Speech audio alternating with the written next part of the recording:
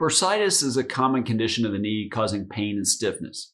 In this video, let's talk about how you can learn to tell if you have bursitis and how you might deal with it. I'm Dr. David Geier, orthopedic surgeon, sports medicine specialist, and anti-aging and regenerative medicine expert.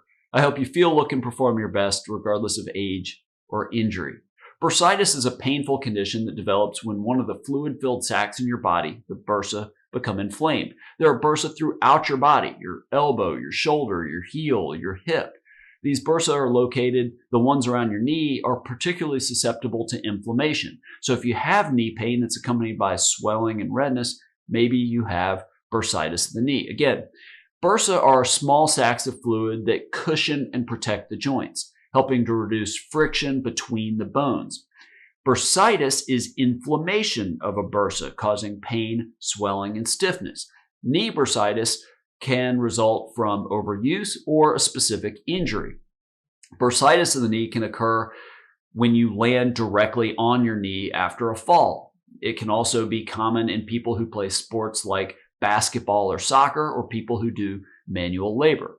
Two common locations for bursitis in the knee are what are called prepatellar bursitis and pes bursitis. The prepatellar bursa is located on top of your kneecap. It can get inflamed usually from overuse, but can also be direct trauma, falling directly on your knee.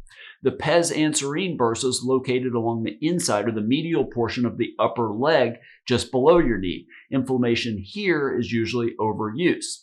Now, the symptoms of bursitis are typically pain, swelling is usually pretty noticeable, and tenderness of when you push on that bursa. The pain's usually worse when you move, straighten your leg, bend it, and it may be worse at night than during the day. Now, one thing to look out for is if you have warmth or redness of that bursa, and especially if that's getting worse, it can be a sign of what's called septic bursitis or an infection of that bursa. That's worth seeing an orthopedic surgeon quickly because very often that needs surgery to get rid of the infection.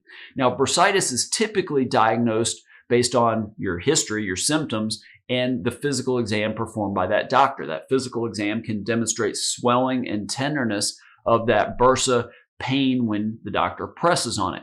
X-rays, typically you don't see anything. Sometimes you'll get an MRI it'll show the bursitis, the swelling in that bursa. You don't typically need that unless you're trying to rule out some other problem going on. Treating bursitis typically is fairly simple. Things like resting the area until that goes away, or ice packs to that area to decrease swelling and pain, sometimes anti-inflammatory medications. You can try to wear knee pads, especially with the prepatellar bursitis, to avoid pain pushing on that bursa when you're kneeling, walking along the floor or ground. Maybe you have to do that for your job. Occasionally, an orthopedic surgeon will inject steroids into the bursa to try to decrease the inflammation. And again, occasionally the surgeon may actually remove the bursa surgically to get rid of it, especially if there's a sign of infection. But sometimes if it's just a bursitis that's not infected but just not going away, the surgeon will just do a surgery to go cut the bursa out.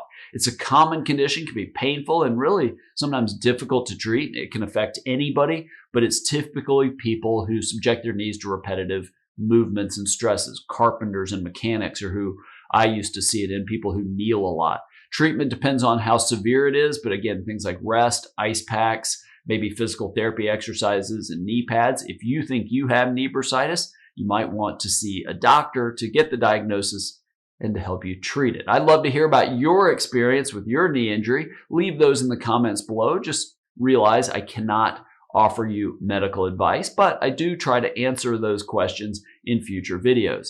Make sure to subscribe to my video channel. Click the bell to be notified when I release a new video and when I start another live stream, including my weekly Ask Dr. Geier live shows. Thank you so much for watching. I look forward to helping you feel, look, and perform better than ever.